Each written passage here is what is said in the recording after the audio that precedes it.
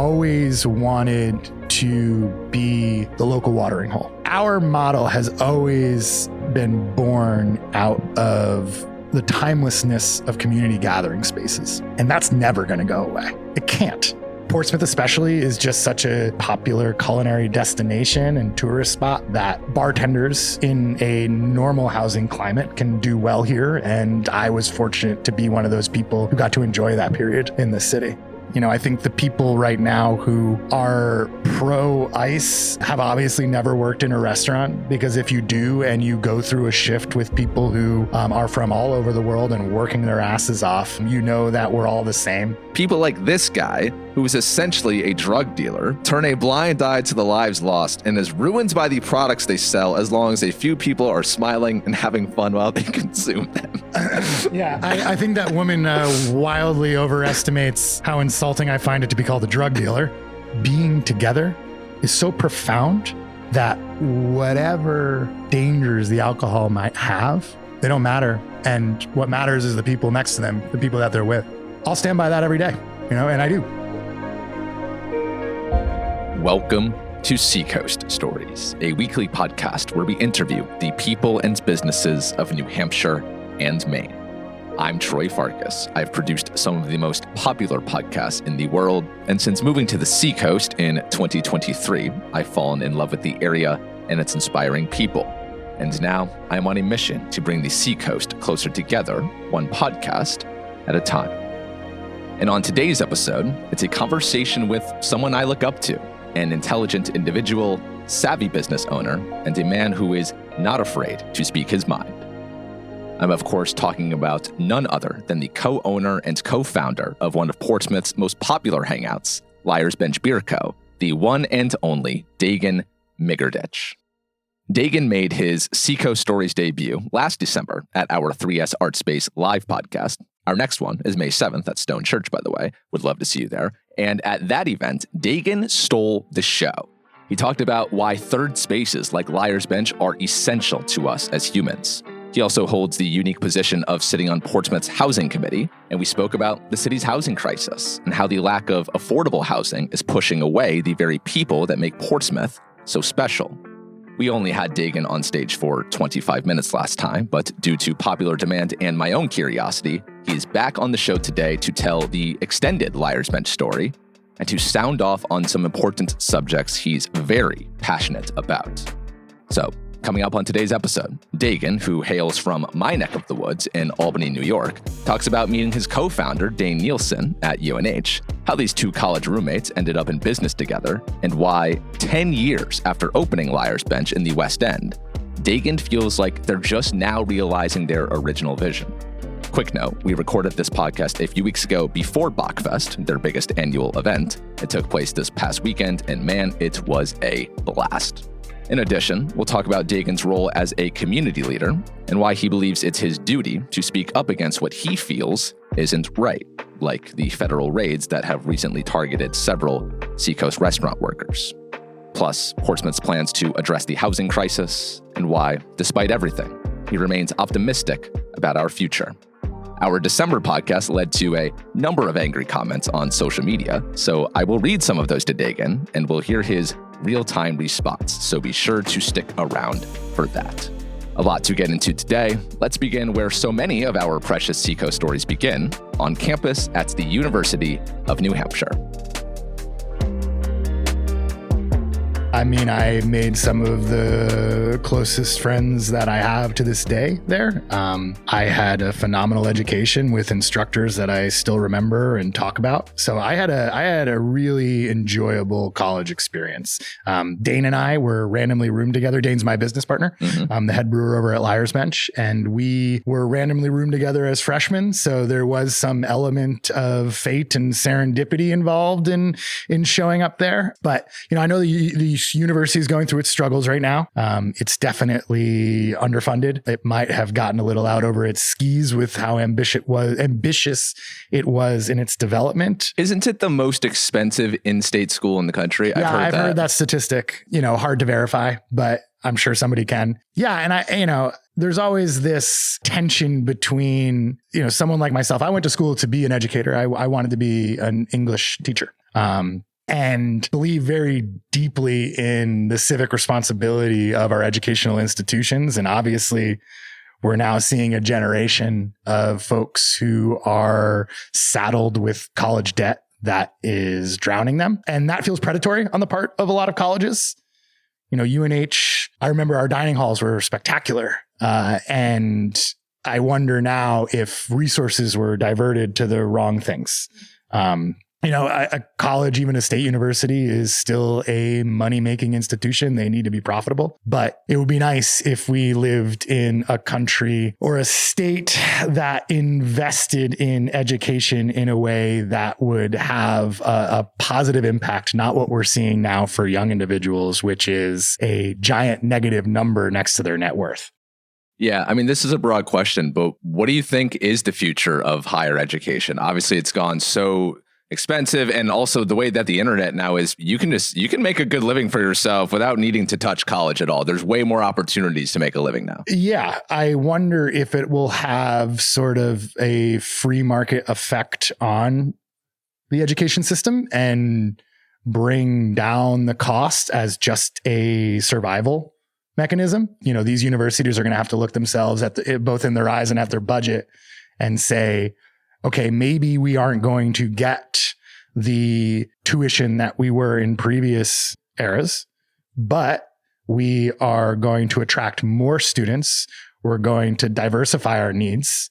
I don't know what AI is going to do to the economy or our world in general. Seems like based on every sci-fi movie or book I've ever read, it's probably not going to be great. I don't really know if are we still in an era where technology is improving our lives? Like, I know, right? I enjoy podcasts. I know. I wonder at what point we take a look at ourselves and realize, is this necessary?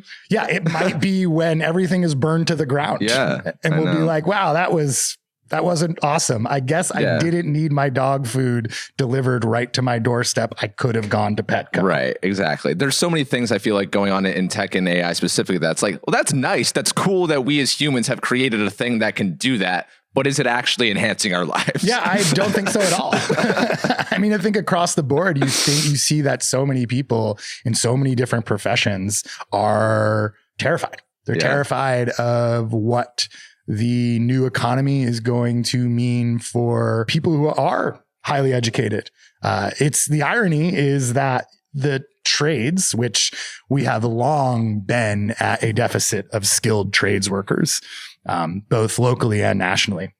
Those might be one of the few things that a robot can't do, which, you can make very, very good money in the trades, and it's a very noble profession, but it'd be nice to have the full wheel of professions.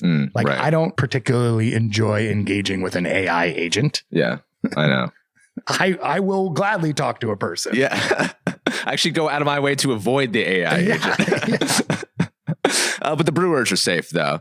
Yeah, another thing, man. It does feel it feels good to be in an industry that just can't be replicated by a machine. Yeah. But then again, we are in the world of commerce. Yeah. And if people do not have expendable income, they're going to cut costs somewhere. And not only will that affect the livelihood of, selfishly me and the people who work for me, my business partners, but it will also affect the community at large for very obvious reasons. And it's just like a really joyless existence. Right. Well, speaking of business partners, as you said, your buddy Dane, your college roommate randomly paired together freshman year. Any good stories from college? You said you were a rascal. You and Dane getting into trouble. I know Libby's, Scorps, these are the spots that the kids used to hang out at. Yeah. We were very much house party people. Okay. But Dane and I, now in reflection, both of us studied abroad. He went to Denmark. I went to the Czech Republic. And these are both the epicenters for Pilsners and lagers, the Czech Pilsner, the Danish lager. So we were exposed to beer culture when we were 20 in a way that not a lot of USA 20-year-olds are exposed to beer culture.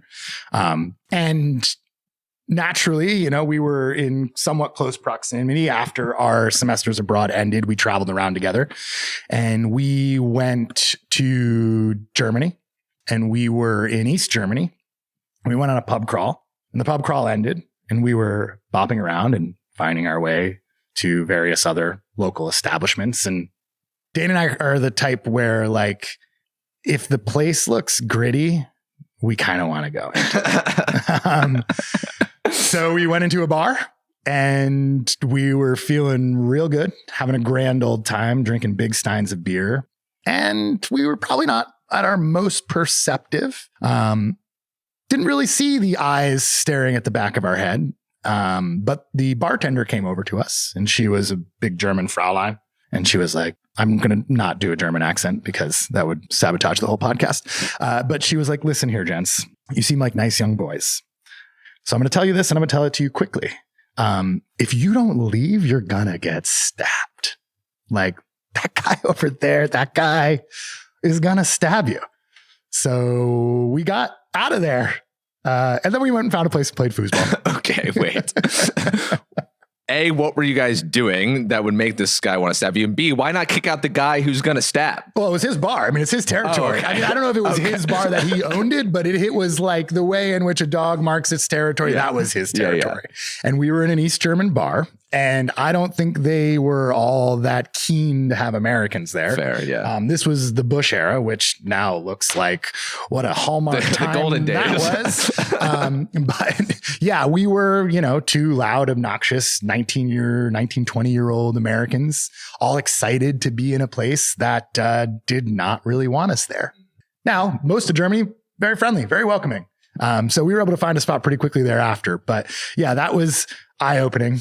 And thankfully not spleen opening with a sharp object. Thank God we still have you. So you studied abroad in Czech Republic. He did so in Denmark. When you say that the beer cultures, it really awakened you or showed you a different perspective. How did the beer cultures there differ from the beer cultures here in the States? Well, I mean, there's the obvious, it's so ingrained in their history. They have been making beer for centuries. Denmark is where the lager yeast strain was discovered. So it being a daily component of what people do and do not do, it was really interesting just to see, families meeting up at the beer halls. And the long tables that we have in our establishment are very much copped from the places that we were seeing in Europe. Drinking beer is, you go out for lunch, in Germany, you'll have a Kolsch, and it's a small stange. It's maybe 10 ounces, and it's 4.5%. That's your afternoon beer, and you go and meet your buddies and you leave afterwards. We were exposed to Animal House and Old School, these movies that presented fraternity beer culture, which we certainly engaged in. But it was a lot less fishing a ping pong ball out of a red Solo cup and a lot more of the appropriate presentation for the style. I have a distinct memory of the best beer I've ever had. I was walking home from class in the Czech Republic, and we lived up on this big hill overlooking the city. That's where the dormitories were. And going to a little bar with some buddies that I was just starting to get close to, and playing foosball and having a budvar, which is a Czech Pilsner. And drinking something that had so much body and so much flavor, but yet was still so crisp and clean and delicious. Not like the Bush Lights that I stole from my dad and hid in the basement and then drank skunked at a party with my friends, which I cherish those times too. But it made a deep impact to see it just as the fabric of, these cultures. And there were distinct cultures even within the countries themselves that, if you go to Germany, like each region has its own particular type of beer that they are known for. The Czech Pilsner is named for Pilsen, which is a town in the Czech Republic. And these economies had grown up around them. So it wasn't a novelty. It was just something you did. Right. It's baked into the everyday culture. All right. So you graduate from UNH. You had actually started during your time in college, started working in the Seacoast restaurant scene a little bit, right? Yep. Yeah. I was down at the Ore House first, bussing tables down on the decks. From there, worked my way into Jumpin' Jay's Fish Cafe, started as a busboy there, and then worked my way up the ranks. Everything from server, bartender, assistant manager, opening general manager of a restaurant. I do want to backtrack. You obviously didn't end up pursuing the English teacher career. You decided to go all in on the restaurant scene. Yeah. I fell in love with literature in the English language at a very young age and have always been a reader. It seemed like the natural progression for me. I was also interested in education. I had a lot of really phenomenal teachers at Guilderland High School, and then even professors at UNH that I found very inspiring. And so made me track towards the education field, honestly, in some ways, just as an excuse to get to read books through all of college. I'm surprised there's not a community bookshelf at Liar's Bench, or is there one? There isn't. We have limited space, even though it is kind of a big establishment. And I always love to see the people who show up with a book in their hand and try to read. We get a little noisy at times too. Yeah. Oh, I'm absolutely one of those people. I'm a book at the bar kind of person. Yeah. I mean, is there a better existence on the planet? Really? There's really not. There's not a better combo than a book and a beer. No. Okay. I interrupted you. So you wanted to read for your profession. Yeah. And, and again, I had always had an interest in education, but I also kind of just wanted to get out and be in the world. And when I got out of school, I had a couple goals. One of them was that I didn't have to go back. I would find some way not to. I didn't want to ever have to write a resume, and I didn't ever want to have to wear a suit. And good goals. And within that, I wanted to travel as much as humanly possible, and was very fortunate enough to get to do that. The service industry is a really phenomenal way to make the type of money you need to go and see the world, but also then return broke, pick up a shift, and all of a sudden you've got, $150 in your pocket. Right. Portsmouth especially is just such a good community of, we have the migratory people who come and go for the season to pick up shifts, but it's such a popular culinary destination and tourist spot that bartenders in a normal housing climate can do well here. And I was fortunate to be one of those people who got to enjoy that period in the city. So I have never worked in a restaurant before. I have no idea what it's like, but I understand, especially in Portsmouth, which is such a restaurant town, as you said. And as you said at our live podcast, quote, it's a wonderfully incestuous community. Yeah, we are. Take me back into actually working behind the scenes, Seacoast restaurant scene. What are the bonds like with your coworkers and with the other restaurants in town? Yeah, I mean, it's a fraternity. Well, it's not a fraternity because it's not all men. It's kind of a very lovely mix of everybody that you would ever kind of want to engage with and meet. I think the people right now who are pro ICE have obviously never worked in a restaurant, because if you do and you go through a shift with people who are from all over the world and working their asses off, that we're all the same. And there are really, really amazing individuals who simply want to put their head down and work their asses off. I felt very fortunate to find myself in a crew with a lot of, obviously the service industry tends to skew a little younger. So I showed up as a 22-year-old and was working with people who were everywhere from younger than me, high school kids, all the way up to people who had made a career out of the profession. And, everybody's either doing this as a side job while they figure something out, or doing this as a side job while they're pursuing their art career, or doing this as a side job while they try to get another business off the ground, or doing it because they love working at nights. And when you go through a hectic and busy service, when you get yourself in the weeds and then you work your way out of them, and the weeds, for those who don't know the parlance of the restaurant industry, that's when you are so busy that you feel like you are below the sight line. You are just drowning. And that feeling of overcoming that, of sitting down at the end of the night and yes, having a drink and counting out the money with your friends, and then buzzing off of just how much momentum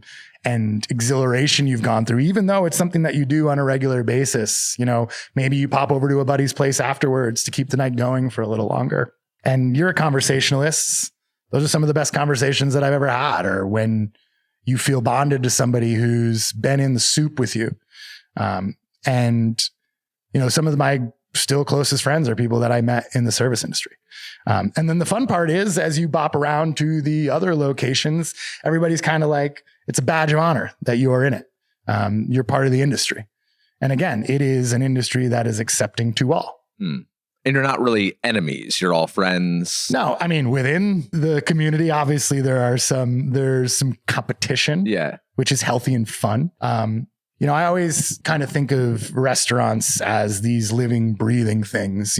Restaurants have personalities. They are alive. They're only making money when they're open. At night, they go to sleep. The deliveries come into the back. Or in the front. They're turned into food, and then the shit goes out the back. It is an organism. And so within that, the personalities of some restaurants can clash with the personalities of others. There are some that are just big box corporations masquerading as a local place. And I think those tend to be cited pretty quickly. And then there are the ones that have, I think of a place like I.C.E Bakery, which has been around for almost 50 years. And it's the same woman running it and her sister. Penny is an inspiration in this town. And that place is so unique. And if you have ever been there sitting outside on, the chairs that are lined up in front of that beautiful teal building and having a coffee and whatever special they've made up for that day, like you understand that the whole range of the human experience and spectrum can be represented within our town. What is it specifically about Portsmouth that's dug its claws in you and you haven't left since? Yeah, I think it's a small town in many ways. You recognize faces on the street. You can walk to everything, especially if you live within the downtown center. But even if you don't, you can take a quick bike ride. And then there are little pockets outside of Portsmouth that have their own vibe and their own neighborhoods. But the combination of just this feeling of comfort and community combined with its history. I mean, there are some deeply rooted establishments here. This place has been around since it predates the United States. Obviously the Abenaki people have been here for much longer than that, but it shows its roots in a way that I find very appealing, very exciting. And then, the culinary scene we outpunch our weight class in a big way. We have some serious powerhouses working here who are getting national recognition, and it's well-deserved. It's not just a cutesy story. Do you think Portsmouth has too many restaurants? No, I think the market naturally corrects. I do think that, the classic line, the statistic that often gets quoted about Portsmouth is there are more restaurant seats than there are citizens or residents. And every time we kind of see this swelling, inevitably it means that some other places don't survive. And, not to look at it through the cold, cruel lens of capitalism, because there are some places that have gone out of business for reasons that are no fault of their own and are circumstantial in a way that they couldn't have predicted. But, I do think the strong survive. And this is an industry where if you're not doing, you're dying. So it keeps you honest and keeps you consistent. One of the things that we hold dear at the brewery is that consistency is king. If our product is different every time you walk in the door, even if it's great 50% of the time, if it's not great the other 50%, then we're doing a disservice to our customer. It can be exhausting to know that you kind of always have to have your eye on the ball. But if the industry you're working with is simply feeding people or serving them, a delicious IPA, and those are the stakes, that's manageable compared to the stakes for some other people. So Portsmouth's in this weird flux period. And obviously there are many of us who are deeply concerned about what it's going to become. But from a restaurant perspective, I still think we have a lot to be proud of. Coming up, why Dagan is optimistic about the future of Portsmouth, his favorite memories from 10 years of Liar's Bench, and how the brewery is fighting back against the U.S. government. That's next, but as you just heard us say, few things paired together better than a good book and a good beer. That sounds great and all, but if you're a lightweight like I am, then you may struggle to retain what is actually said in that book. But you know what's also a dream pairing? A book and a warm cup of tea, and more specifically, local tea from Manchester's own 27 Teas. They've been hand blending teas for 8 years with one simple mission: to change the way New England drinks tea. A tea lover, owner Margaret Gay, once walked into cafes, found 10 ways to order coffee, and just one sad-looking tea bag option. For her tea, she knew she deserved better, so she created it herself. 27 Teas. They specialize in both high-quality loose-leaf tea and plastic-free, plant-based, biodegradable tea sachets. Every blend is handcrafted in small batches in Manchester. Their packaging makes brewing simple, guiding customers with clear steep times and temperatures so anyone can make the perfect cup using their bold, fun, and flavor-forward blends that convert even coffee drinkers like myself. If that sounds as good to you as it does to me, then I encourage you to visit 27teas.com and to use the promo code STORIES at checkout to get 15% off of your online order. The offer lasts just 7 more days, so if you want some high-quality tea from a woman-owned business in New Hampshire, who also supplies Laney and Lou, by the way, then please visit 27teas.com as soon as possible. Speaking of healthy things, I'm a yoga teacher, and you know that a lot of us in the wellness world are really focused on preventative health. That's why we focus on eating right and exercising and getting sunlight and such so that we can stave off problems rather than just react to them as they arise. Well, the same line of proactive thinking extends to your hair health. Enter Studiooh. It's a salon right next to Southport Kitchen in Rye. At Studiooh, they offer non-medicated and non-invasive hair loss and scalp health solutions. Their focus is finding the root cause of someone's hair loss and then guiding them with personalized, long-term solutions. Meanwhile, educating clients in dandruff, psoriasis, and other scalp concerns. Hair is, of course, a big part of any man or woman's confidence, and if you could use a little more pep in your step before headed out to Liar's Bench for anything, then you really should consider giving Studiooh a try. And from now through the end of April, you can get $100 off a hair consultation. It's normally $250, so this will knock it down to $150.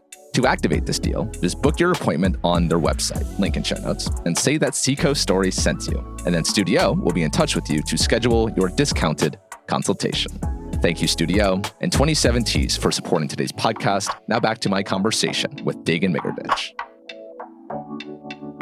A lot of people are very upset. Just open up my Facebook messages every day, and I see people are very upset about the current makeup of Portsmouth. And maybe this predates you being here. When do you think the heyday of Portsmouth was? When do you think Portsmouth was at its all-time best? Yeah. I mean, don't we always look at the past through rose-colored glasses? When I first showed up here, I felt like I was hearing a lot of the old guard acknowledging the change. And when you showed up, this is 2010? 2008. Yep. 2008. So I moved here right after college. And I cannot profess to be the authority on Portsmouth history. And I've been here for almost 20 years, and that's my lived experience. Prior to that, I only have heard stories. All I know is that I guess I don't really care about what its heyday was. I care about what its future is. And I know that there were norms that are now exceptions that we need to reinvigorate. You know, obviously the last time you and I spoke, we talked a lot about housing, and people who are not making hundreds upon hundreds of thousands of dollars are still very valuable members of this community and deserve the right to find adequate living within it. And I think that would solve quite a few of our problems. But I also want to take the optimistic, enthusiastic approach, which is, yes, we can identify the things that we have lost that we now need to recover. But if everything is Chicken Little, the sky is falling, that is an overwhelming position to find yourself in. And much like the weeds I was talking about earlier in the restaurant industry, like if you get too far in the weeds, you'll never see your way out of them. So we need to just keep working and seeing and talking about it. And, showing up to city council meetings and having people on the city council who are actually invested in their community and supporting the restaurants that are made up of people who live here, who care about this place, and, working towards getting childcare services for individuals who are struggling to be able to make the type of money they may need to make to live here. It's all this interconnected web of stuff that we know we are capable of. And putting boots on the ground to make it happen, to me, that's the most important thing that we need to be focused on. Many people are not optimistic about the future of Portsmouth. Why do you maintain that we should be? Well, I think it's easy to be cynical. And I am certainly a certain person who can be cynical at times. When we look around locally, nationally, globally, it's not a pretty picture at all. But I just read Ernest Hemingway's For Whom the Bell Tolls. And there were lines about fascism that were very resonant towards today.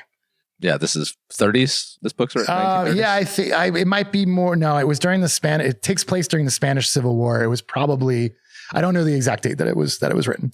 But that is one of the reasons that I will proselytize for people reading novels, reading fiction, is that you see that the problems of the past are also the problems of the present. These things are cyclical. And while that can be depressing, it also, I tend to look at it through the lens of hope, where we seem to do this as a human race over and over again. We find ourselves in very similar circumstances. And the arc of history tends to bend towards morality. We might have to get gut checked. Really terrible things are happening and can happen. But once you let that cynicism overtake you, it's poisoning the well. I love that you said that, because what you just spoke to is very representative of my perspective of the world. I studied US history, so I always tend to think of everything through a historic lens, and that we've been here before. We've experienced Trump before. We've experienced pandemics before. We've experienced downturns in the economy, war, like all of this has happened before. And we always get through it. And so we're just in the thick of it right now. Yeah. And we're extremely lucky to live where we live and, to not be on the front lines of that. Yeah. There are people within our community who are, who are being rounded up by ICE and abducted and not being served the rights that every person, not citizen, every person who lives in this country is supposed to be granted. Yeah. So I don't want to trivialize the experiences of people who, for very good reason, are in desperate situations. But my hope, and again, it goes back to just having that hope. My hope is that we can work our way through it like we have in the past. On the subject of ICE, I know you said that there are employees working in Portsmouth restaurants who are perhaps being targeted. Do you know of any situations in the Portsmouth restaurant scene that have happened? How dire is this? Do you know anything that's been happening? Yeah, they've been here. They've abducted people.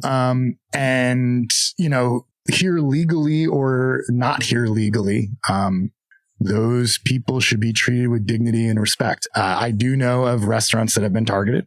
Unsurprisingly, they are places that serve a cuisine that, is often associated with brown people. It seems to me that this is a targeted campaign, not about the legal status of individuals, but a targeted campaign intended to terrorize people of color. Obviously Maine has been targeted. It's terrifying when you see it rolling in through your town and you know that you can't trust the individuals to uphold the law when we've seen that on multiple occasions. It's a really terrifying place to be in. But again, I'm incredibly proud of this community because in each of those instances, people have bonded together and rejected that idea. You can have issues with, I hate this term illegals, because people are not illegal. People may be here illegally.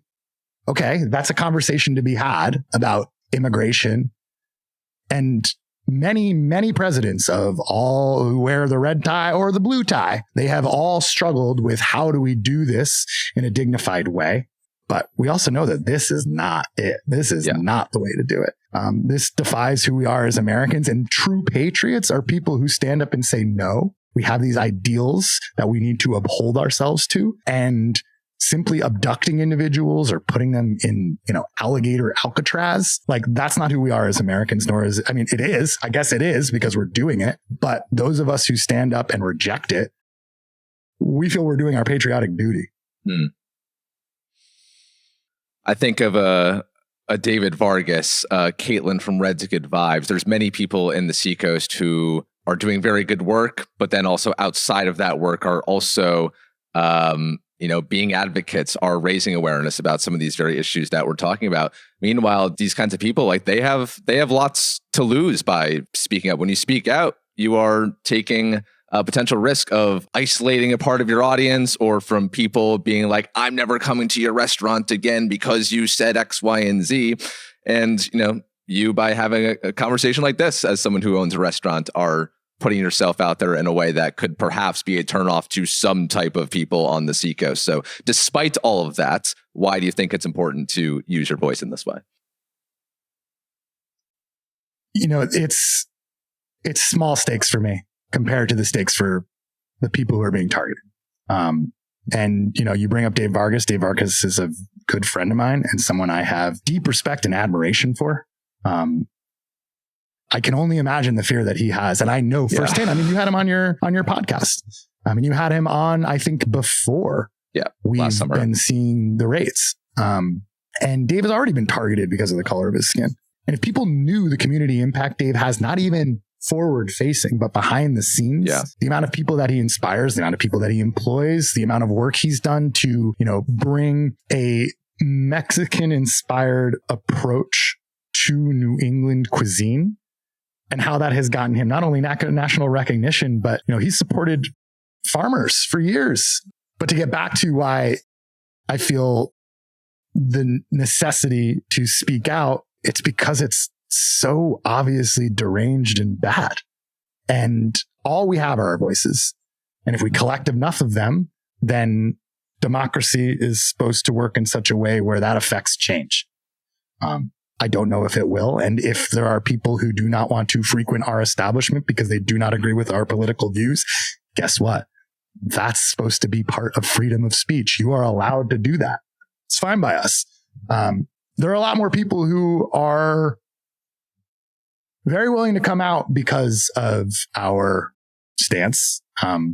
We are certainly not the only people doing something to try to combat just the regime of terror that is being inflicted upon communities. I do think it's pretty telling too that this administration has chosen Maine and Minnesota as the two problem spots for border control.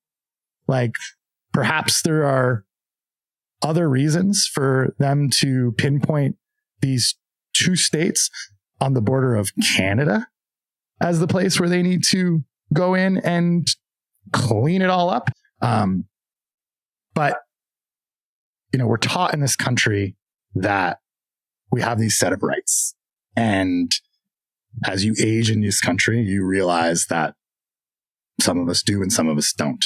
And I want to believe in our ideals. So when we are faced with a crisis like this, I'm not going to sit here and pat myself on the back, because I just feel like I am part of a community of people who, there are so many of us doing this.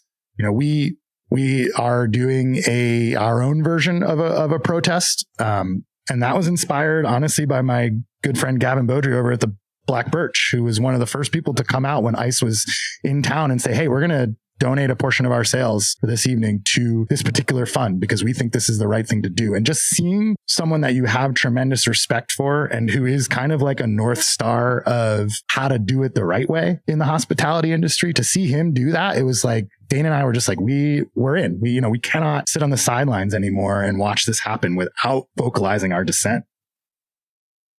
So what are you guys doing at Liars? We've changed the name of No Dice Pilsner to No Ice Pilsner. Shout out to whatever trivia team came up with that. Oh my God, really? I wish I could take credit for that. But yeah, that was a trivia team name from one of our weekly trivia members.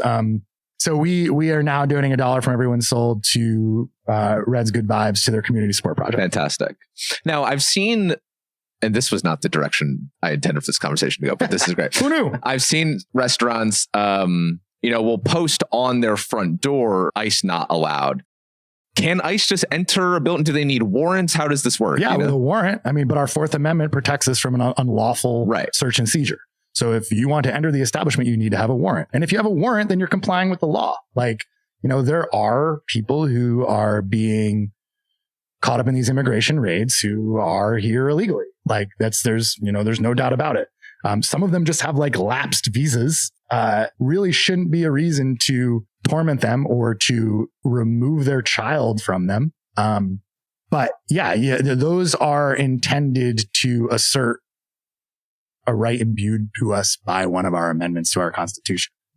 I didn't expect the conversation to go this way. Yeah, well, let's get back to the original intention. And thank you for sharing that. You are truly an inspiration. Back to the Liar's Bench origin story. So when did you and Dane first come up with the idea of wanting to do something together? Take me back to the earliest conversation. Yeah, I think it started in our college apartment in Dover when we decided to build a Wayne Gretzky inspired bar in the basement of that apartment. Okay. So Dane, big hockey fan, Dwayne Gretzky, shout out, buddy. He had a ton of Wayne Gretzky paraphernalia. And so we decked out a little bar. We bought a little TV, put it down there, bought a bunch of beer and invited people over for a party, put a foosball table in the basement. Looked like it had previously been the site of a number of smut films, but we really jazzed the place up. I actually met my wife there on the opeting. So it was, who knew the bar industry really, it gave me my reason to live. But after college, we both established ourselves in the industry. And I would go out to visit him in San Francisco pretty frequently. I mean, San Francisco is just a phenomenal city. Really, truly a epicenter for beer in the United States. And when I would go to visit Dane, I would go see the pub that he was the head brewer of, Magnolia. And it was very representative of what you see at Liar's Bench now. And so we would dream out loud together as young people are wont to do. And then when we were both about 27, 28, we had experience at not necessarily the highest levels, but, I was a general manager. He was a head brewer. The next step would be to be owners. And we just got lucky with the opportunity came along. And we jumped on it as fast as we could. With Jay McSherry approaching you. Yeah. I mean, it was more, I had built a relationship with Jay. Jay is another one of those people I consider a mentor. Dane and I were a little unique in his ownership book in the sense that Dane and I are the majority owners of Liar's Bench, but two 28-year-old dudes with a little bit of college debt and not more than a Honda Civic and a Volvo station wagon to our names. We weren't exactly going to get the type of loan you need to start a brewery. Jay's been a phenomenal partner and certainly has helped guide us through some tricky times. But the bank was a lot more agreeable to signing that loan or in offering it up when we had someone with his experience and reputation as a backer. But it all came about strangely in a very organic way. Dane was at a point where he was starting to poke around leaving the West Coast. I had been really wanting to do something that wasn't under the umbrella of somebody else. And there's a lot of benefits to starting a business young, as much as there are pitfalls. And one of them was energy. We were ready for it. We were ready to work the hours that you have to work when you first open an establishment. We felt like we were deeply enmeshed in the culture. And so understood it not from the outside in, but from the inside out. fortunately for us, we both had professional experiences in both the industries that we were combining. We never really knew exactly the shape that Liar's Bench would take. We always kind of let the demand and the inspiration come upon us. But even that was a matter of good fortune and good timing. We could not open today the way that we opened in 2016. Oh, why do you say that? 2016, we were serving 4-ounce samples of 4 different beers. We had no food. This was kind of the peak of the hype around craft beer, especially in New England. Right. Well, didn't you guys at Liar's Bench and Loaded Question and Great Rhythm all open in very close proximity to each other? I think it was within a year and a half for all of us. So we opened, and otherwise just in town at the time, Portsmouth Brewing and Earth Eagle, right? Yep. When we popped up, it was the peak of beer tourism, the peak of interest in craft beer, at least for the last, 25 years. And in a city that at the time was, to turn a very cliche phrase, thirsty for it. And we all benefited from each other, tossing people back and forth who would walk over the train tracks to Great Rhythm and then walk down to Loaded Question and come back to us. It was certainly a time to get your foot in the door without the challenges that the industry is facing now, which are pretty gargantuan. Right. So what exactly was the original vision that when you and Dane were just stupid 28-year-old kids? Yeah, I'm proud to say I think at 10 years, we're finally realizing it. We always wanted to be the local watering hole. We wanted to have exceptional product served in a place that was very utilitarian, very welcoming to everybody who would walk through the door. And being able to serve food and growing as both a brewery where beer is who we are and what we do, but you can also show up and get a really quality bite. Maybe you're not a person who drinks, but we have options for you, both non-alcoholic options and also gluten-free options, or for people who just say, I don't like beer. We've got, carbonated margaritas. Yeah, big fan of that. I had that a couple of weeks ago. We were so grateful and lucky to pop up in an establishment or a building that had basically a trash yard sitting right next to it that we could turn into a beer garden. It used to be a hardware store? So it still is a plumbing supply warehouse. And shout out to Nate, who is the guy who's been running that for decades. A lovely man. But they had previously, it had been this massive plumbing supply warehouse. Old Man Washburn was the original owner. We still have his sign in the brewery. He supplied the naval shipyard. So he was a very well-to-do individual. And this company was downsizing. They did not have the need for I don't even know how many 1,000 square feet the building that we're in is. But yeah, there was trades going on within it. Zen Stoneworks was there for a while. We took over some of their space, and then they outgrew the space that they were working in. We took over more of that.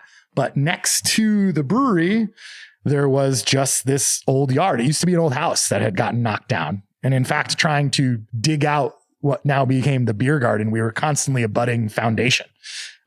So it was just one of those happy, lucky accidents that the spot we identified as affordable and viable also happened to be a place that we could grow into. And that growth was always part of our vision. I think where we, again, lucked out is we took it very step by step. We always wanted to make certain that the move that we were making was calculated, well thought out, met the demand that was there. A couple times, maybe we made a move a little too early, but what? We probably invested in a canning line a little earlier than we should have, but then the pandemic hit and we were able to put all of our beer in cans. I've heard luck favors the bold. I don't necessarily believe that. I think luck favors the prepared. And we knew that we wanted to be able to offer our product in the best quality to go that you could. Growlers certainly do not do that. So we put the cart before the horse a little bit. We got a loan. We got a $30,000 2-head filler wild goose canning line. We were putting product in it to sell to go early on. This was probably 2018, 2019 when we got this. The loan was definitely a challenge from a cash flow perspective of trying to make enough money, not only to pay all the various costs that we had, but to also pay off what inevitably became our saving grace when the world was hit by a once in a century, hopefully, global pandemic, and everybody started drinking beer to go. So fast forwarding a bit, and I do want to first mention just how big you guys have gotten compared to where you started. Liar's Bench now has enough equipment to be able to produce 2,500 barrels of beer a year, which is the cap for self-distribution in the state. You're not producing that much. You're on pace for about 1,300 this year. And then you guys also do a great deal of distributing throughout the state to other bars and restaurants as well, which is always so lovely to see you guys on tap at other establishments I frequent. So congrats to you guys on that. However, according to a 2025 Gallup survey, only 54% of U.S. adults report consuming alcohol. That's the lowest rate since Gallup began tracking in 1939. That number is down from 62% in 2023 and 58% in 24. That same study, this is according to Reuters, said 40% of those surveyed hadn't had a drink in over a week, the highest share in decades. This well-documented national decline in alcohol consumption, Dagan, have you guys seen this bear out and affect your business? Yes and no. We've certainly seen a change in how consumers approach alcohol. And I'm happy to see that young people are more conscientious that this is a potent substance and should be treated with appropriate respect. On a Friday night, I might not treat it with the appropriate respect. I've seen you on a Friday night. I'm aware. I love Fridays. But our model has always been born out of the timelessness of community gathering spaces. And that's never going to go away. It can't. So while we can identify that young people are more health conscious, I worry that it is just a superficial health and not the type of deep care that one needs to give to themselves that can only be given when you are communing with other people. That's why we have the long tables that are communal. That's why we believe deeply in a product that can cut the edge a little. You know, yeah, maybe you're not binge drinking like some previous generations were told they needed to in their youth, but coming out to be with your friends, to be with people that you might not know, but then have the opportunity to meet, to just be in a space where there are other, not even like-minded individuals. There are just other individuals enjoying themselves. That is a profoundly human experience and a profoundly necessary one. So our business has been affected in some ways in that we are trying to not be everything to everyone, but have something for everyone. And now, for instance, we have a nice, small, but a nice little NA beer list, not produced by us, produced by people who make very good representations of those styles. And we will serve them in the glassware that you would get a similar style in if you were getting a Liar's Bench beer. So there's no alcohol in it, but that experience is something that we can offer to a person who is maybe making the choice not to consume something with an ABV. But again, our essence, who we are, who we believe ourselves to be, is that meeting place. The Liar's Bench is a meeting place. And I don't mean that as the name of our brewery. I mean what that thing actually is historically. And that has been something that we have seen people are not only delighted to partake in, but have started to come around to understand just how despairing doing everything on a screen can be and how refreshing it is to go and be in the presence of others. What are some of your favorite memories from the decade of Liar's Bench? Conversations, events, So our first Bachfest was pretty wild. So Bachfest is a yearly festival that we've now been throwing. This will be the 7th one. And it is a traditional German festival. Bach is a beer that is made to celebrate the coming of spring. It's a strong German lager. And we decided we were going to mimic one of these festivals. And we did it on February 5th. And I think we had 3 breweries participate at the time. About 60 people showed up.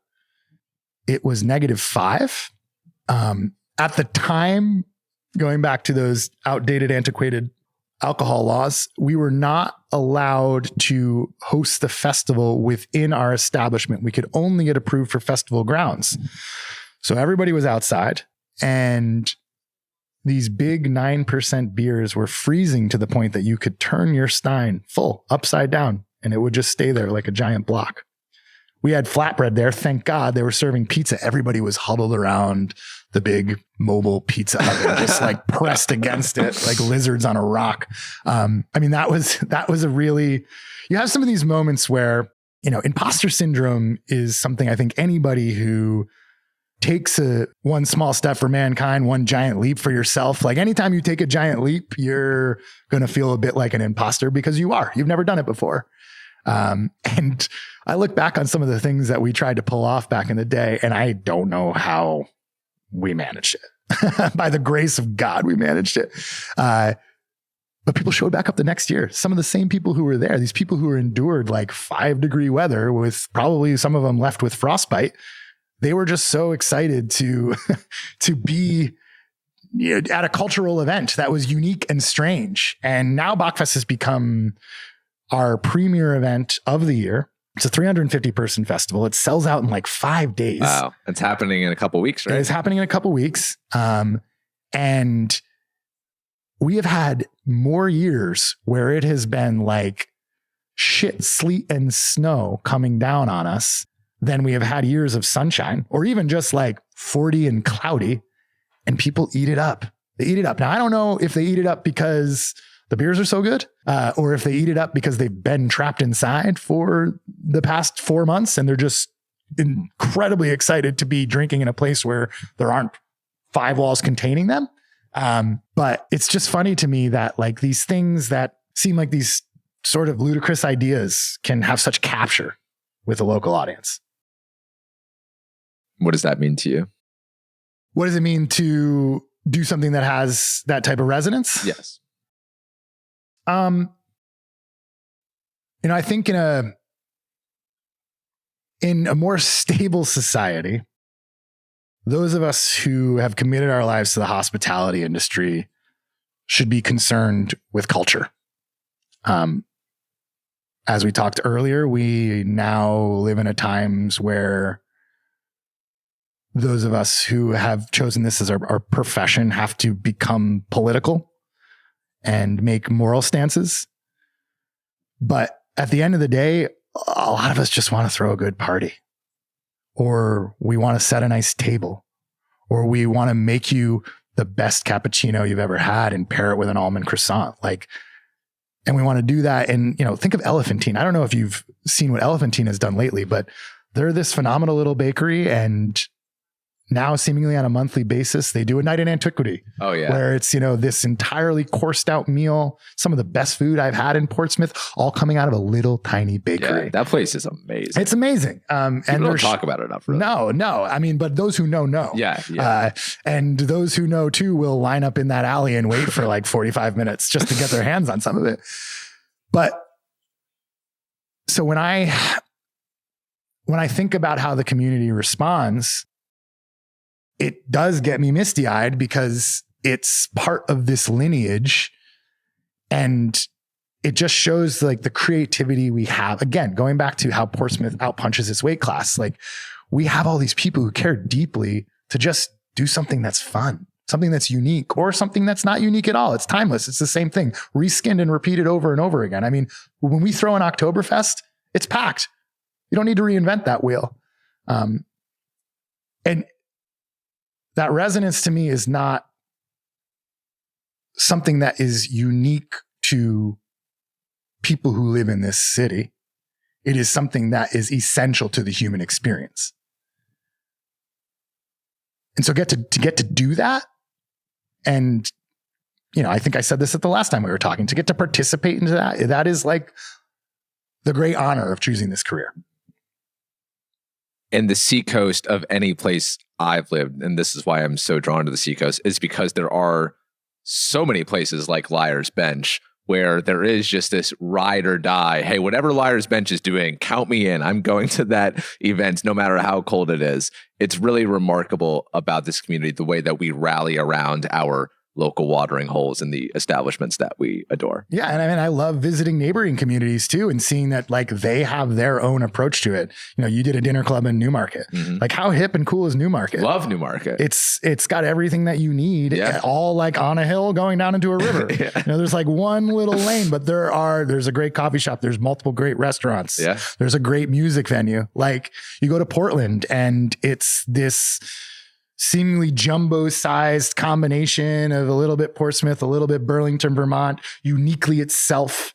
So it's really fun to just like, to be part of a place that is trying to make its own identity, but B, then to traveling around to the neighboring places, stealing a little idea from there, being inspired by a little idea from over there, bringing it all back and synthesizing it through the lens of what we do here. A decade of Liar's Bench. Yeah. What's next?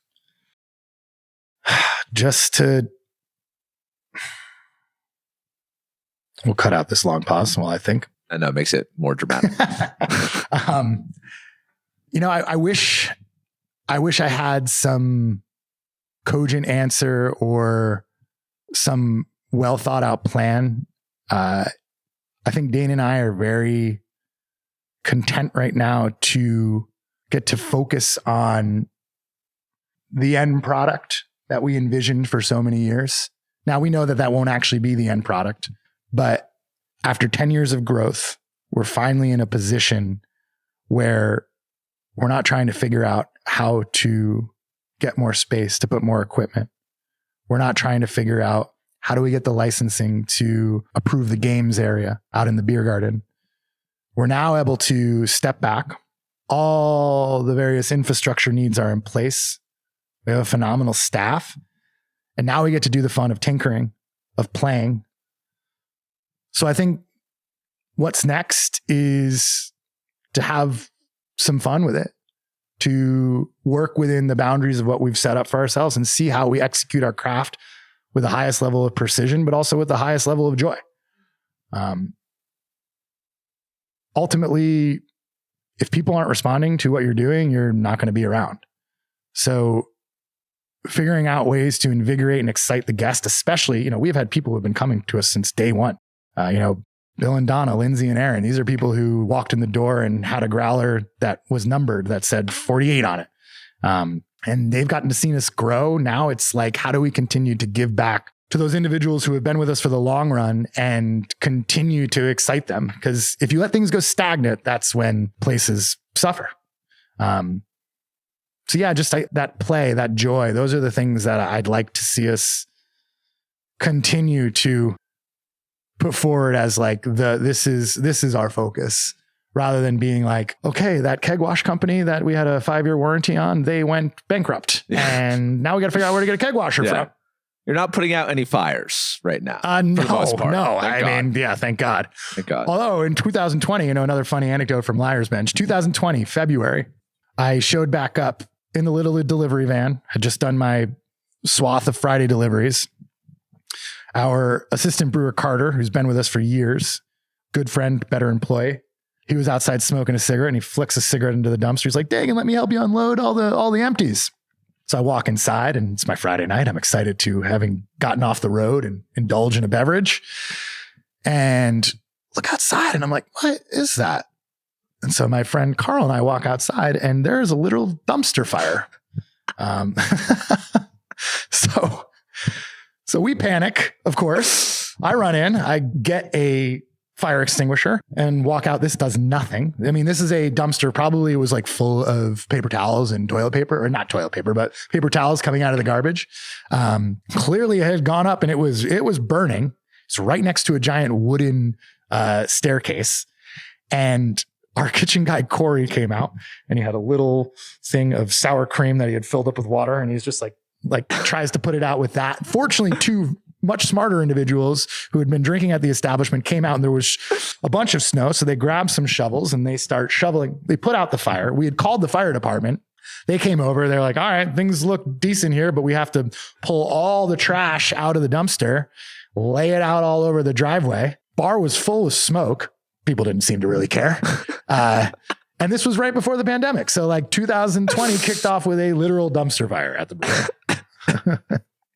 When I said putting out fires, I just meant metaphorical. I'm terrified. I mean, this city's burned down quite a few times. So fires is not a metaphor we should maybe be using when we're talking about Portsmouth, New Hampshire. You know what? That's very fair. You're right. A lot of that predates me, so I should be more more sensitive. You did say something that caught my attention because I heard you say this on a previous podcast as well. You said you're content with where you guys are right now. And this is fascinating to me because I feel like it's the American way. It's the capitalistic way just to keep striving, to keep building. Okay, let's look at a second location. Let's do X, Y, and Z. And I heard you say that we've kind of demonized just wanting a modest living. You're lazy. You're not hardworking if you're just kind of like good with what you have right now. And I'd just love for you to elaborate on that. Yeah, I want to enjoy life. And while I do get joy out of my work, to be able to work on it and not have it work me is where I aspire to get to as a business owner. This hyper-capitalistic hustle culture, I don't know that yields the most joyful experience. I want to spend time with the people that I care about. I want to go home and read on the couch with my wife. I want to make dinner. And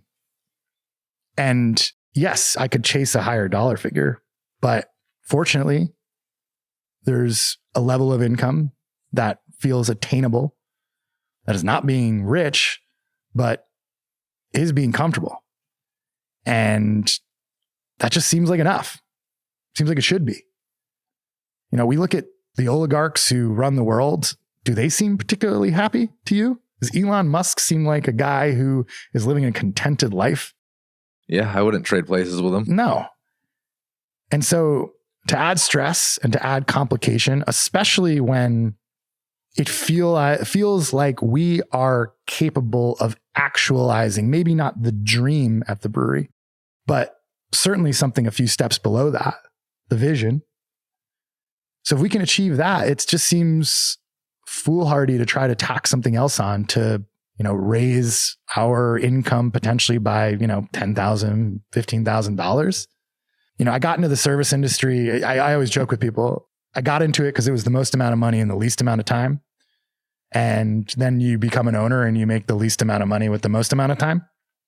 But one of the appeals of the service industry is it felt like a job that supported a life, not a life that required a job to support it.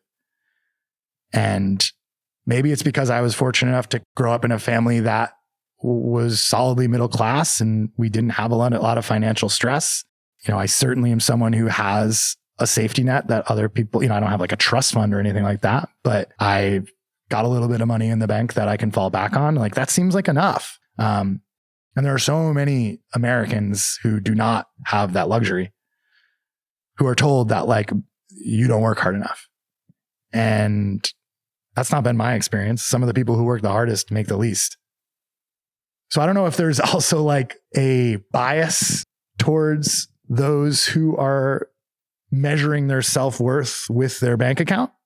But some of the happiest people I've ever met are people who understand and are grateful for the things that they have, not the things that they want. Amen. Well said. Before we get to our mean tweet section, I did want to talk to you a little bit about housing because I know this is something that you are passionate about. On a recent episode of the podcast, I talked to Corinne Benfield. She's the executive director of Stay Work Play, which is a really cool nonprofit. And we were talking about a lot of the reasons why young professionals are being driven from the state of New Hampshire. Number one reason being the lack of affordable housing. And I would just love to kind of think big picture here.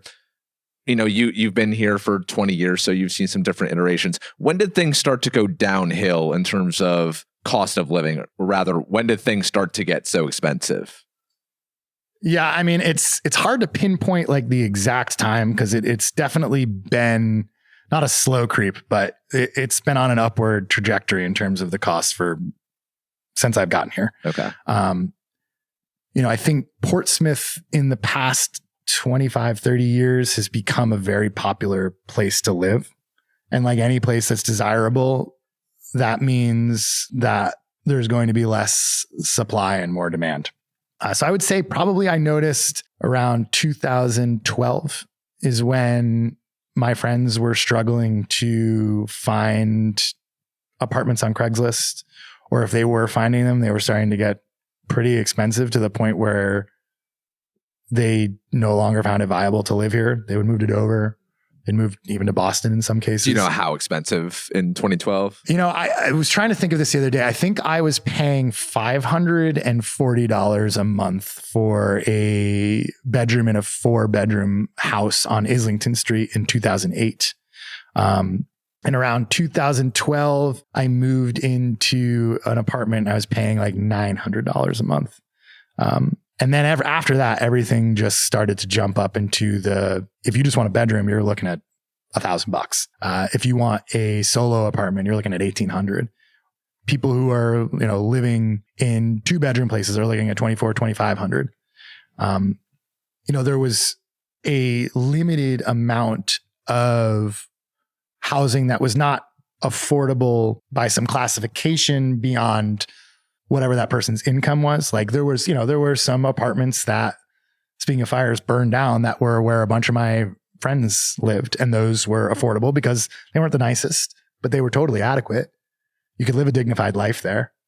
But as the interest came in and people who could outbid those of us who were working on incomes that were perfectly adequate for what we needed, but then the market changed, it just created this squeeze. Portsmouth has like 0.1% vacancy for its apartments. Wow. Yeah. That statistic might have changed since I last heard it, but it still is accurate to the experience. But we're seeing a lot of stuff start to come online now. And sometimes it is just a matter purely of economics. Like if all these new places are popping up, the Brewery Lane, like these are beautiful apartments. They're not on the super expensive side, but they're a little bit more expensive because they're new. They're modern. And so we add more of those to the stock than some of these places that used to be like, this is my 22-year-old apartment. It has 1 bathroom that me and 3 other roommates split. And the kitchen's a little strange. It's got like a hot plate, but me and my buddies kick it here and we have a great time. Those apartments will start to return, hopefully, towards a price tier that is acceptable for someone who, is on a slightly, at least not fixed income, a capped income. You sit on the housing committee for the town of Portsmouth. What things are in the works? How are we addressing this issue that is so ever present and is at top of everyone's mind? So there's a housing action plan that's going to be developed. The housing committee is in a brief hiatus because the city council changed over. So we will be starting up again, hopefully soon. But there was recently an article in the paper, 270 units are going to get put on over off of Lafayette, Portsmouth Way, I believe is the street name. But it's the Kane Company. They're putting in 270 units. And this was the result of a rezoning effort that was enacted by multiple levels of both city government and, through committee recommendations to take what was previously zoned as office or research space and allow for the development of housing contingent upon the company that is developing it doing one of a handful of things. And what the Kane Company has opted to do is, they own this large swath of land. They're going to take quite a bit of it and add to our housing stock. And they claim that these will be units intended for the missing middle. So be slightly more affordable or more affordable for people who are in professions like firefighters or teachers or cops who are getting pushed out. But then they're going to, as a condition of their approval to build this development, they are donating an acre of land to the city, and that acre has to be viable for development. But now the city can partner with something like the Portsmouth Housing Authority, who's working on the Sherburne property, which is hopefully it's consistently been getting the funding that it needs federally, limited funding, obviously. But they're going to be developing a bunch of permanently affordable housing over on the Sherburne property. But that's just an example of like, that's who we would then partner with to take this acre of land and turn it into up to 120 units, again, of permanently affordable housing. So we have had great consistency in leadership and in city staff and in community engagement to try to solve this problem. It takes way too long. But this is a line again that I use frequently. Virtuous things take time. And I hope shortly that we will start to see the fruits of our labor. Because if we don't, that's when, I can be hopeful because I kind of see some of the stuff working in the background. I see the well-meaning people who are volunteering their time to try to make a difference in their community that will last beyond their lifetime. And if it comes to fruition, then things will get better. Thank you for fighting the good fight, Dagan, on behalf of all the residents of Seacoast. Well, you are someone who consistently gives a platform to people who are doing stuff like that.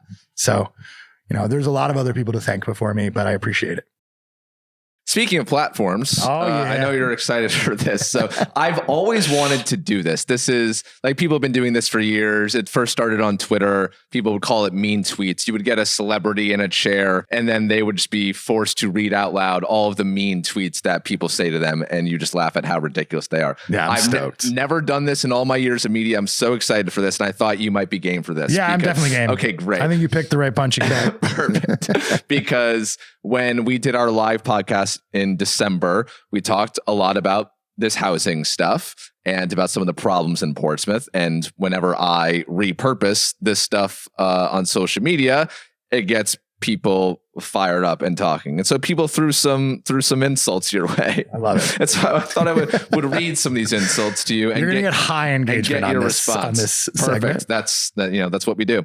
All right. So I'm inserting the sound clip here. $70 million comes into this city from the arts community, and the artists, yes, 70 million. That is a studied fact, and all the artists I know are getting pushed out. And if they want to make a buck, they got to pack up their mule and ride into town and sell it to the folks who have the money to buy it, and then pack up their mule and get on out of here. I know I am not the only person, because I sit on a committee with many who feel the same way, and we live in a community that's been saying over and over and over again that something needs to change. And fortunately, things are changing, but virtuous things take time.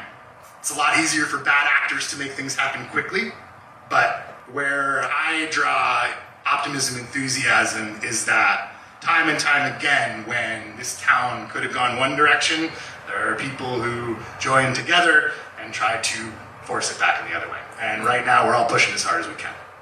In response to that, Mike on Facebook says, wait, so he's claiming that 70 million comes into downtown Portsmouth, actually. With that much money flowing in, you would think they could afford their own vehicle. This guy is pretty self-important, it seems, does a lot of talking and complaining, but I never hear any solutions. Well, Mike, you misunderstand how that money is measured. It's 70 million into the economy, buddy. It is not 70 million into their pockets. So consider a concert or a play. When people come out to a concert or a play, what do they typically pair that with? Dinner. Maybe they're coming from out of town. Maybe they stay at a hotel. Maybe after a night at the hotel and after seeing a wonderful show over at 3S or at the music hall or the press room, they go out to Elephantine. Maybe they spend some time walking downtown, going into the shops. So Mike, you're an idiot and you need to take an economics course.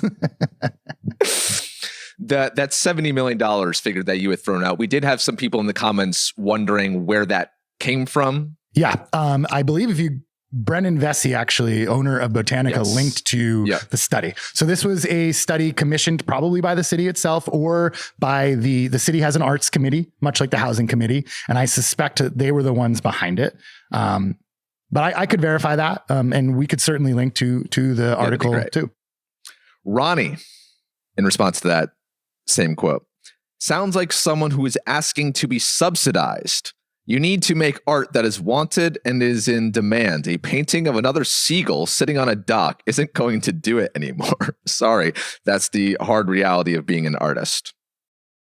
You had a lot of people saying that, like, hey, artists, you've chosen to be an artist. There's a reason that starving artists are a thing. Like, choose a different profession if you want to live in Portsmouth.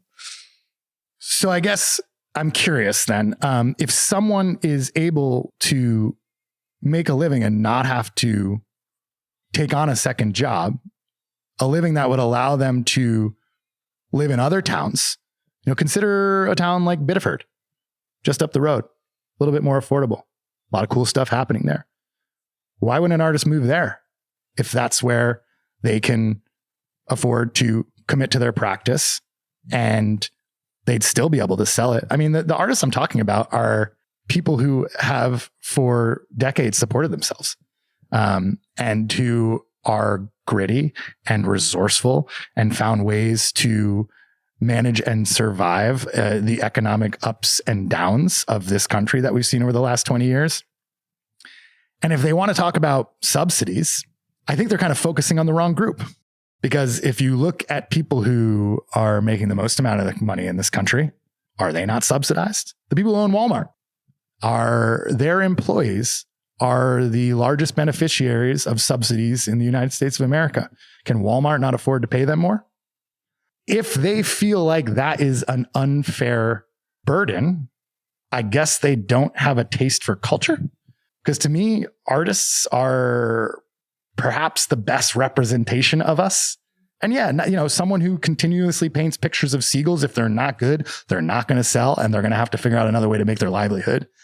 But walk into the Button Factory studios, walk around, tell me what you see. Tell me if you don't think that's talent and you don't think that's talent that's worthwhile for those people to be the types of individuals who we would focus on to say, hey, you are helping to prop up this community and bring this money in. Maybe we can reciprocate that. To quote you from the last show, I loved this one. If people have chosen to be a teacher or firefighter or to devote themselves to poetry while they're also bartending down at the press room, I think they deserve a spot on the bench, and the free market's not going to take care of that, so we have to take care of each other. The arts are the backbone of a community, and so we should do everything in our power to try to keep the artists here. Yeah, again, look at the history of this city. I mean, we have been an arts, culture, and community for generations. Well, it's funny you say that because Glenn would disagree with you. He says, artists being pushed out. Who do you think built Portsmouth? Blue collar workers, port workers, restaurant workers, actual working people. You have made your bed. You yourself have allowed the destruction of a beautiful city. Me?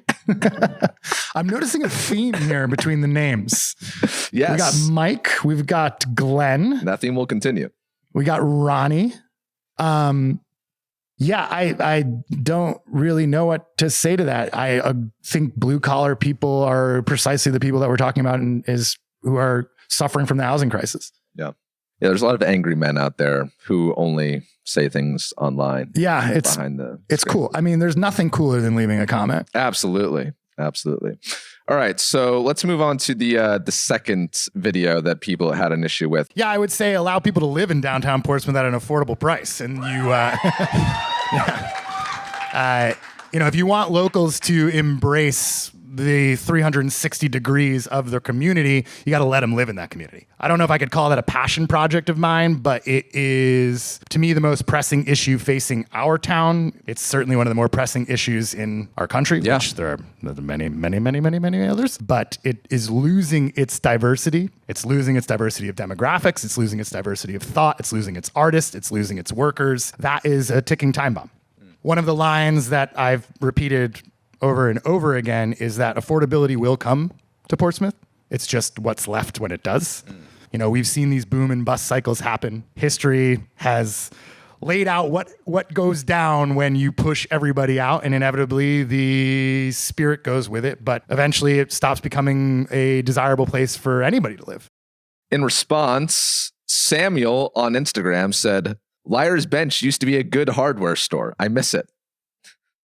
He is inaccurate. It was a plumbing supply warehouse. I guess that's hardware, but they're right next door, buddy. This is completely unrelated, but Jenna said, Portsmouth died the day that they covered the whale wall.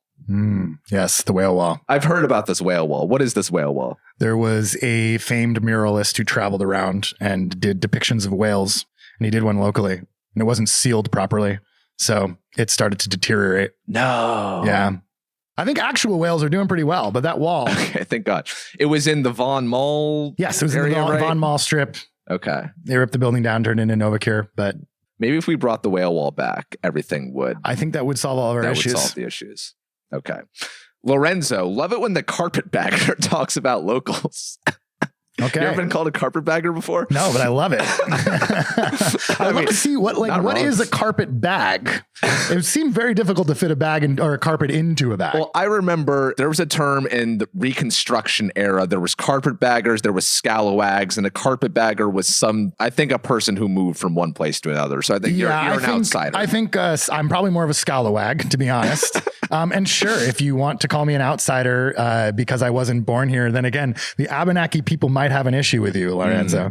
Pretty sure just because you were born in Portsmouth Hospital doesn't mean you have the right to be the only one who cares about this place. In fact, I might say you consider that your birthright. I chose this place. Right. I fell in love with it. I have an affinity for it. It wasn't just some spot I ended up. So sorry, Lorenzo. Sorry to be a carpetbagger. Outsiders aren't welcome. It's carpetbaggers like you that are ruining this city. Richard, why do you want to drag all the low-income people to the very nice high-end town? Let's not destroy any nice community. Richard, I'll just let your words speak for themselves. Again, low income is not an indication of a person's value. And also, what is considered low income, I guess I'm not letting his words speak for themselves. That's the type of prejudiced, dumb tweet that really gets me kind of angry. I know quite a few hardworking people who are never going to make what would be considered high income, but who are some of the most gracious, amazing individuals. I think of some of the people who work for me who have devoted their lives to cooking. You're never going to make a ton of money as a cook, but the amount of people who you bring joy to on a day-to-day basis far exceeds some of the jobs that have a high salary. I think that's a pretty bigoted stance to take on who has value and who doesn't. Yeah, as this show has gotten bigger, especially on Facebook, as the Facebook following has grown, the amount of comments I get like this is insane. The number of people who live in this area who actually think like this. Yeah, I mean, I wonder if they're just bots. I don't know. I posted an episode a couple weeks ago with a woman who works at the Black Heritage Trail, and we were talking about Ona Judge, who's this famous enslaved woman. Yeah, it was a great story. Tremendous story. I had some people commenting. I upset the slavery wasn't that bad portion of the Seacoast audience. And so the comments I got on that blew my mind. Yeah, I hate to break it to people. Slavery was probably pretty bad. Yeah, wasn't great. This one's my favorite. I can't remember who it came from, so you can't call them out. This idea that bars are this great thing that brings community together to the benefit of society as a whole is just delusional alcoholic garbage. While it's true that some bars can create some positive social and economic benefits for the greater whole of society, the harm tremendously outweighs any benefits and is well documented by centuries of data and countless ruined lives. People like this guy, who is essentially a drug dealer, turn a blind eye to the lives lost and is ruined by the products they sell as long as a few people are smiling and having fun while they consume them. I think that woman wildly overestimates how insulting I find it to be called a drug dealer. There are some drugs I think are kind of cool, to be honest. The The dangers of alcohol are well researched, and that information is available to everybody. But something that is gaining quite a bit of consensus in the scientific community is around the impact of community.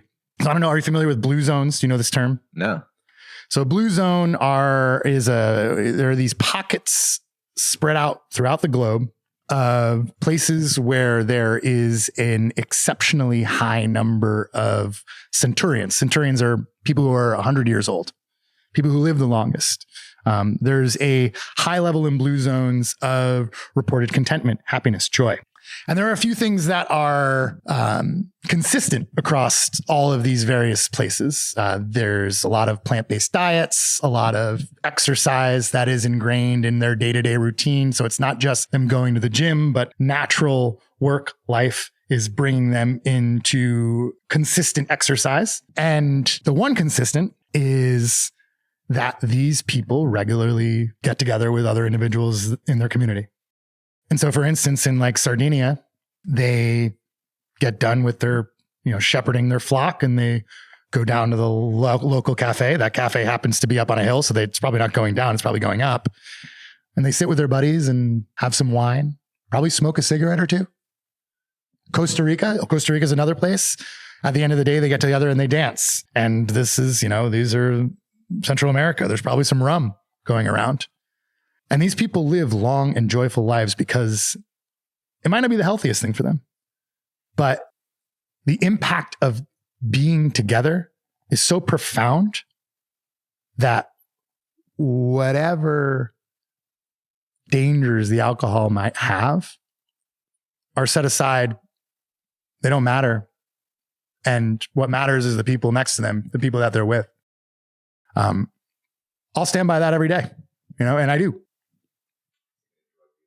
Well, Dagan, thank you very much for sharing all of that. You are a man that I greatly respect. And I think after hearing this, many people of the Seacoast, if they didn't already respect you, they'll respect you even more, except for perhaps, our friends, Lorenzo and Richard. They might feel some type of way, but we don't care about them. It's okay. I have one final question for you. I've been asking some people this. You're a man of the Seacoast. You've been here 20 years or so. On the show, I refer to the Seacoast as a hidden gem of the United States. And I would love for you to tell me about a hidden gem of the Seacoast. Is there a location, a park, a restaurant, a business, a store, something that not enough people know about that you would like to call attention to?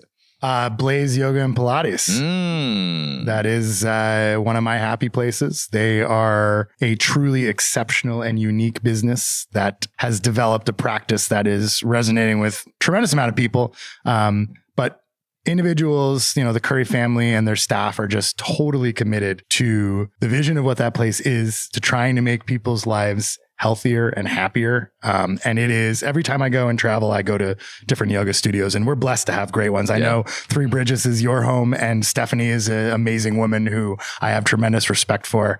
When I travel though, I go to these other yoga studios and I always just end up missing mine. There's just no one I've experienced who comes with the commitment and the intensity. And it's been one of the most positive things I've participated in my life. So I would shout out them. Have you ever had to spend the night at Blaze like you used to at the first yoga studio in New Zealand? That was my indoctrination into the yoga world. Fortunately, I don't think they'd want me spending the night there. If you know, listeners back home, you know what we're talking about. Dagan Migirditch of Liar's Bench Beer Co. Go pay him a visit. West End, Islington Street. Get the young upstarts, get the hot dogs, get the platters for two, and say hi to him when you're there. Just maybe not on a Friday night. No, you can say on a Friday. Thank you, Dagan. Thanks, buddy. I appreciate it. That's Dagan Migirditch, the co-founder and co-owner of Liar's Bench Beer Co. To support them, you can pay them a visit in the West End of Portsmouth 7 days a week. For more info, just head on over to liarsbenchbeer.com. And speaking of fun things at fun places, Seacoast Singles is back, and it's happening Friday, April 24th at 3S Art Space. On this night, 16 singles will go up on stage, one by one, accompanied by their own personal hype person. That hype person then delivers a 3-minute PowerPoint presentation to the crowd of singles explaining why these people should date their friend. It's hilarious, it's wholesome, and it's the best way to spend a Friday night. This night is just for the 35 and over crowd, but don't worry, younger folks, we will have a night for you soon. Plus, we've got an after party at Cup of Joe, which I'm very excited about.